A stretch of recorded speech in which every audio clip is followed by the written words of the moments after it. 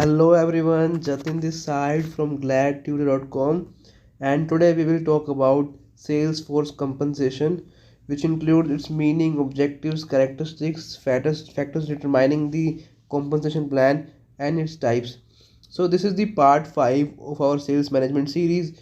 To watch our previous video regarding Salesforce motivation, Salesforce management, personal selling, objectives and functions of sales management, you can click on the upper I button, or I have also attached the link of my complete series so you can check it out. So if you are new to our channel, don't forget to subscribe it after you watching this video. And without wasting so much time, let's get started.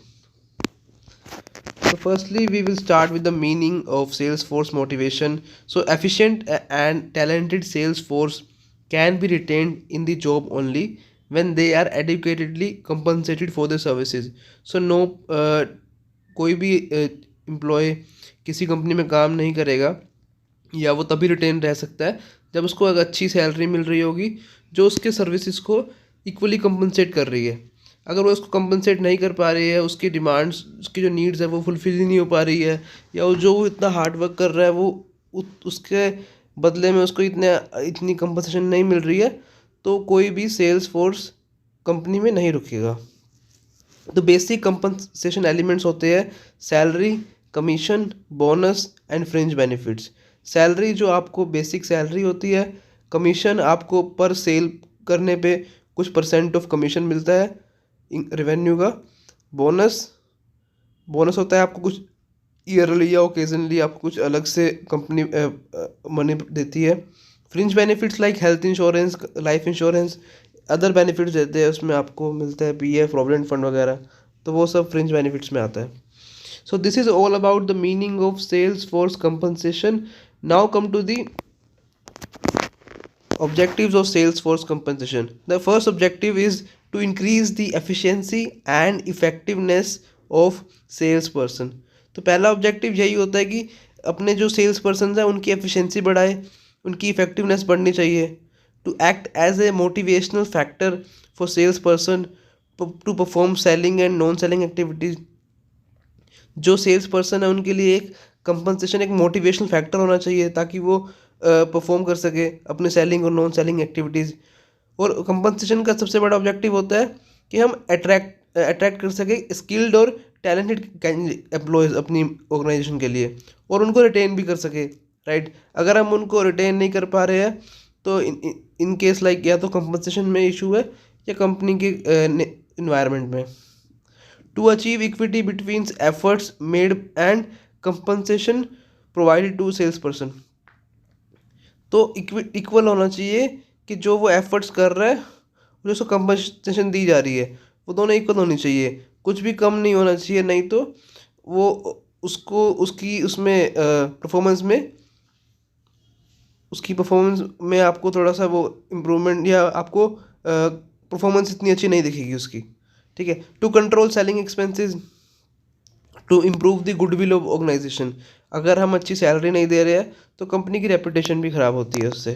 So this is all about the objectives of sales force compensation. I hope you have liked it. Now come to the characteristics of a good compensation plan. तो पहला characteristic होता है fair wages. जो compensation दे रहे हैं वो fair होनी चाहिए, उसके स्किल के रिगार्डिंग मोटिवेशनल होनी चाहिए, इतनी होनी चाहिए कि वो उसको उस सैलरी से उसका खुद की नीड्स फुलफिल हो और उसको मोटिवेट रहे वो हमेशा काम करने के लिए। वो हमेशा और सोर्स ऑफ इनकम के बारे में ना सोचे, उसको इतनी सैलरी होनी चाहिए। इक्विटेबल होनी चाहिए, equal work demands, equal money. तो अगर इक्वल सैलरी होनी चाहिए सबकी, अगर कोई सेम पोजीशन पे काम कर रहा है। सिंपल एंड अंडरस्टैंडेबल होनी चाहिए, ज़्यादा कॉम्प्लेक्स नहीं होनी चाहिए वरना वो अपने काम में फोकस नहीं कर पाएंगे। फ्लेक्सिबल होनी चाहिए, कुछ लीव्स वगैरह होनी चाहिए फ्लेक्सिबल। कॉम्पिटिटिव होनी चाहिए कि इंडस्ट्री स्टैंडर्ड्स के हिसाब से आप उनको अच्छा हाइक दें। एंड टाइमली पेमेंट होनी चाहिए, कभी भी एम्प्लॉयज़ को हमें लेट पेमेंट नहीं करनी चाहिए, सैलरी की टाइमली आ जानी चाहिए। Linked to the nature of job, जो उसकी नेचर ऑफ जॉब है उसके हिसाब से लिंक होनी चाहिए कि क्या उसकी नेचर ऑफ जो जॉब है उसमें क्या मार्केट रेट क्या चल रहा है, उसके हिसाब से होनी चाहिए। सो this is all about the characteristics of a good compensation plan. Now come to the factors determining sales compensation. So the number one factor that determines it is the nature of job. आपकी nature of job क्या है, उससे सबसे पहले determine करते हैं कि आपका कंपनसेशन क्या होगा.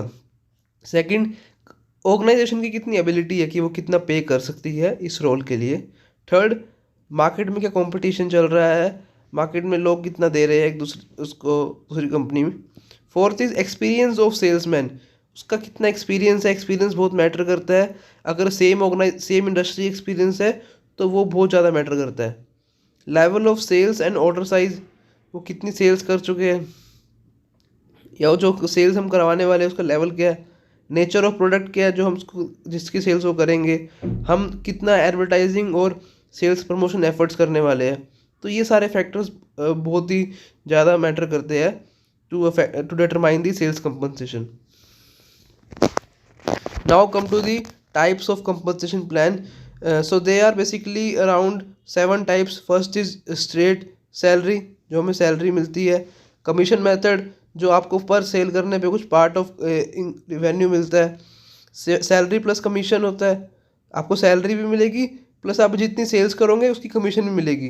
तो यहाँ पे आपको दोनों मिलती है. बोनस, जैसे मैंने बताया था, ईयरली या कुछ ओकेजन पे आपको मिलता है.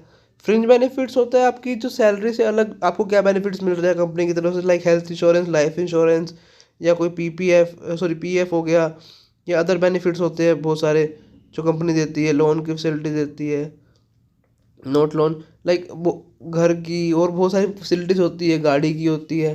तो these are the facilities which you get in fringe benefits. Drawing account बन जाता है आपका एक, जिससे आप विड्रॉ कर सकते हो एक particular amount of money. Special task method होते हैं कि आपको स्पेशल टास्क दिए जाते हैं, अगर वो आप वो कर लेते हो तो उसमें आपको अलग से कंपनसेशन मिलता है.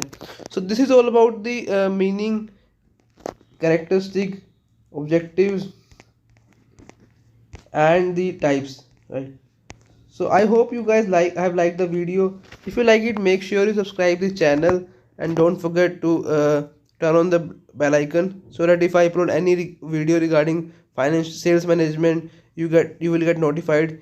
And if you want to get the complete sales management notes, you can check out the link in the description. We have a complete PDF notes, you can get it from there also.